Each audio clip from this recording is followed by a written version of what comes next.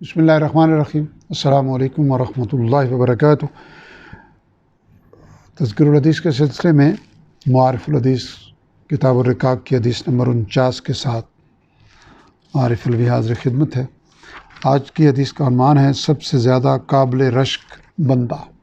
اللہم صلی علی سیدنا و مولانا محمد و علی آل محمد کما تحب و ترضی۔ حضرت ابو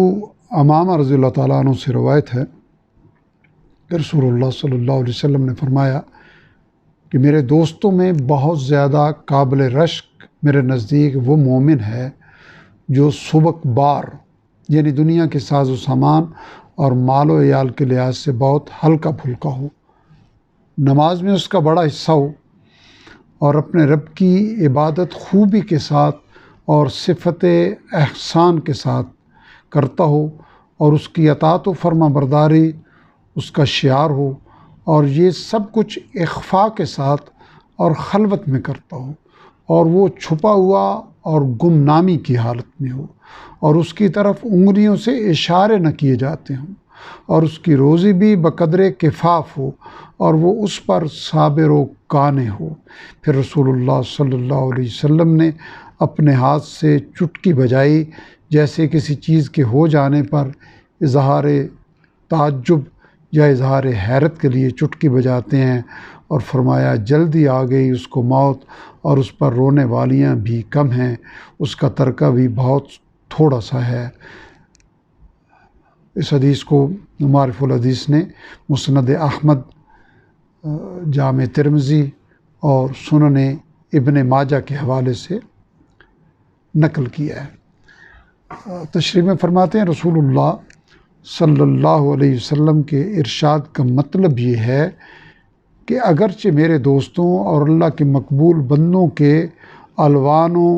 احوال مختلف ہیں، لیکن ان میں بہت زیادہ قابل رشک زندگی ان اہل ایمان کی ہے جن کا حال یہ ہے کہ دنیا کے ساز و سامان اور مال و عیال کے لحاظ سے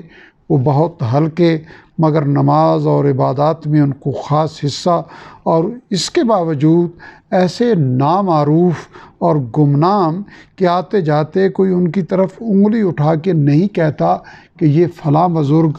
اور فلاں صاحب ہیں، اور ان کی روزی بس بقدر کفاف یعنی وہ اس پر دل سے صابر و قانع ہیں۔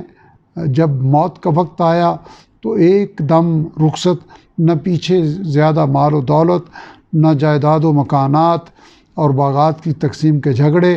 اور نہ زیادہ ان پر رونے والیاں۔ بلا شبہ بڑی قابل رشک ہے اللہ تعالیٰ کے ایسے بندوں کی زندگی، اور الحمدللہ اس قسم کی زندگی والوں سے ہماری یہ دنیا اب بھی خالی نہیں ہے۔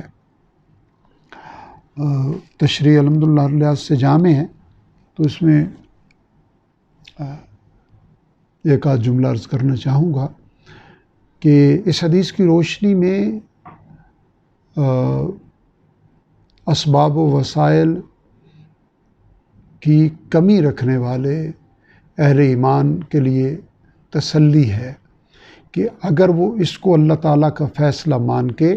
اور اپنا شغف عبادات اور اللہ تعالیٰ کے شکر اور صبر کی طرف رکھیں گے تو اللہ تعالیٰ کی رحمتیں اس دنیا میں بھی ان کے اوپر سایہ فگن رہیں گی، اور عالم پائیدار ہمیشہ کی زندگی میں بھی، ہمیشہ کے عالم میں بھی، اس دنیا کی رخصت کے بعد کے عالم میں بھی اللہ کی رحمتیں ان کے اوپر سایہ فگن رہیں گی۔ عام طور پہ انسانوں کا معمول یہ ہے کہ وہ اپنے سے زیادہ ملنے والوں پہ رشک کرتے ہیں اور اپنی محرومیوں کے اوپر شکوہ کناہ ہوتے ہیں۔ اس حدیث کی روشنی میں یہ چیز ہمارے سامنے آتی ہے کہ رب ذوالجلال اپنی حکمت سے جس کو کم عطا فرماتے ہیں اسے اللہ کے اس فیصلے کے آگے سر جھکاتے ہوئے اپنے آپ کو ان خاص بندوں میں شامل کرنے کی ایلیجبلٹی سمجھنا چاہیے کہ میرے رب نے یہ چاہا ہے کہ میں ان بندوں میں شامل ہو جاؤں۔ رب ذوالجلال ہمیں دین کی حکمت کو آقا کریم صلی اللہ علیہ وسلم کے مبارک ارشادات کی روشنی میں سمجھنے، اپنی سیرت و کردار کا حصہ بنانے کی توفیق عطا فرمائے۔ اللہم صلی علی سیدنا و مولانا محمد وعلی آل سیدنا و مولانا محمد وبارک وسلم صلی علیہ وآخر دعوانا الحمد للہ رب العالمین۔